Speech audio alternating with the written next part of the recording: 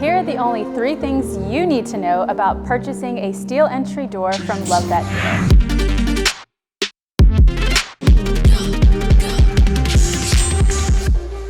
When you're designing a double door, whether it's wood or steel, keep in mind that you want a double T-astragal. A T-astragal is a lip that overhangs the center of the door. Most doors only have it on an exterior. A steel entry door from Love That Door is gonna have that T-astragal on the exterior and interior, making a tight seal so no air, dust, debris, light, or bugs get into your home.